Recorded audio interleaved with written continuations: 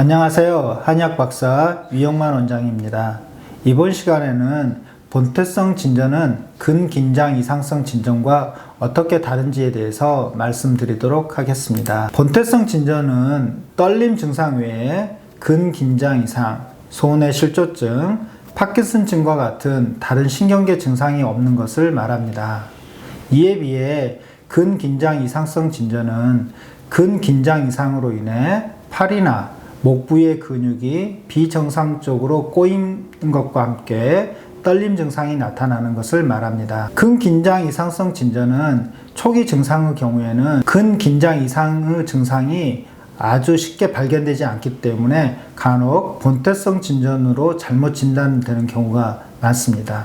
그렇기 때문에 초기에는 감별 진단이 아주 중요합니다. 이 두 질환의 임상적 차이점에 대해서 자세하게 말씀드리면, 먼저 떨림의 형태는 본태성 진전의 경우에는 진동이 상당히 규칙적이고 양손이 비슷하게 떨리는 형태를 보입니다. 이에 비해 근긴장 이상성 진전은 진동이 상당히 불규칙적이고 대체로 또 한쪽 손의 떨림이 유독 심하게 떨립니다. 예를 들면 손을 들고 있을 경우에 본태성 진전의 경우에는 양손이 이렇게 떨리지만 근긴장 이상성 진전의 경우에는 한쪽 손만 이런 식으로 유독 심하게 떨리는 모습들을 보입니다. 떨림이 나타나는 부위에 있어서도 본태성 진전은 연관된 부위에서만 떨림이 나타납니다. 예를 들면 손떨림의 경우에는 양손에서 나타나고 또 양팔에서 대칭적으로 나타나는 데 비해서 근긴장 이상성 진전의 경우에는 예를 들면 사경과 함께 머리 떨림이 나타나지만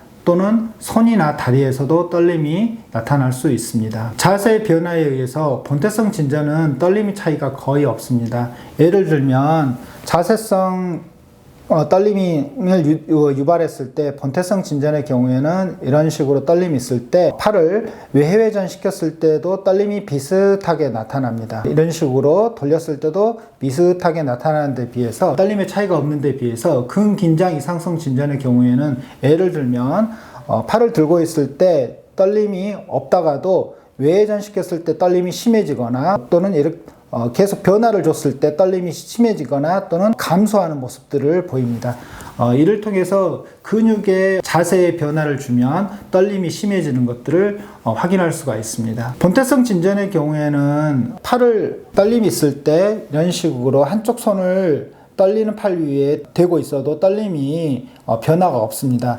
이에 비해서 근긴장 이상성 진전의 경우에는 예를 들면 손이 떨림이 있을 때 반대쪽 손을 떨리는 팔 위에 이런 식으로 대고 있으면 떨림이 완화되는 모습을 보입니다. 이를 감각적 속임수라고 하는데 근긴장 이상성 진전에서는 이러한 감각적 속임수가 나타납니다. 또는 머리 떨림의 경우에서도 본태성 진전의 경우에는 정면을 응시하고 있을 때 머리가 위아래로 떨린다고 하면 근긴장 이상성 진전의 경우에도 정면을 응시하고 있을 때 머리가 이렇게 떨릴 수가 있는데, 이럴 때 한쪽 손을 볼에 대고 있으면 근긴장 이상성 진전의 경우에는 머리 떨림이 줄어드는 모습을 보입니다. 이러한 떨림도 감각적 속임수에 해당됩니다. 그리고 본태성 진전의 경우에는 머리 떨림이 나타날 수 있는데 이때 사경증은 동반되지 않습니다.